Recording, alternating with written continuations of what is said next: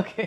So அந்த கோட்ல ஒரு சீன் வருது இல்ல, தட் இஸ் இது வந்து விஜய் வந்து கடைசியில் அந்த கன் வந்து அந்த துப்பாக்கியை வந்து எஸ்கே கிட்ட கொடுத்துட்டு இதான் இதுமே நீங்கள் அப்படின்னு சொல்கிறாருல. ஸோ அது நிறைய பேர் எப்படி எடுத்துக்கிட்டாங்கன்னா, அவர் வந்து ஒரு மாதிரி நான் பாலிடிக்ஸ் போகிறேன், நீ தான் அடுத்த இது அப்படின்ட்டு. நீங்கள் அந்த சீன் எப்படி பார்த்தீங்க? இல்லை, எனக்கு வந்து அந்த ஷூட்டிங் முடிஞ்ச உடனே என்கிட்ட சிவகார்த்திகேயன் இப்படி ஒரு சீன் இருக்குது அப்படின்னு சொன்னார். நான்லாம் பயங்கர குஷி ஆகிட்டேன். நம்ம பண்ணிட்டு இருக்கிற ஒரு ஹீரோ, ஸோ அவருக்கு ஒன்று வந்துருக்கணும்னு தியேட்டர் பிளாஸ்ட் அப்படின்னு நான் அப்போவே வேற யார்கிட்டையும் சொல்லிக்கல. பட் வந்து தியேட்டர் பிளாஸ்ட் இருக்கும்.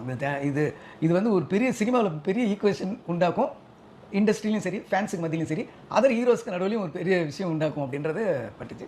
மற்றபடி அது ஒரு பெரிய விஷயம் தான். எனக்கு அந்த மாதிரி ஒரு ஹீரோஸ், ஒரு சமகால ஹீரோஸ் அப்படி பண்ணுவாங்கன்றது. சமகாலம் சொல்ல முடியாது இல்லை, பிகாஸ் விஜய்க்கு கொஞ்சம் நெக்ஸ்ட் ஜென்ரேஷன் தானே சிவகார்த்திகேயன். ஜென்ரேஷனாக இருந்தாலும் அடுத்த நிமிஷம் ரன்னிங்கில் தானே படங்கள் பண்ணிட்டு இருந்தாரு. அப்படி சடனாக வந்து எனக்கு அப்புறம் நீ தான் அப்படின்னு அப்படி கிட்டத்தட்ட அந்த பொருள் படும்படி அதை அவர் பண்ணது வந்து உங்களுக்கும் அந்த மாதிரி தான் பட்டுது. அப்படிதான் பட்டுச்சு.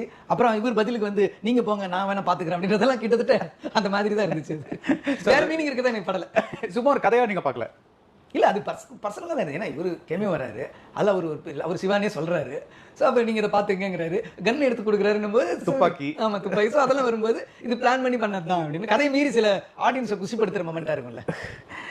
இதில்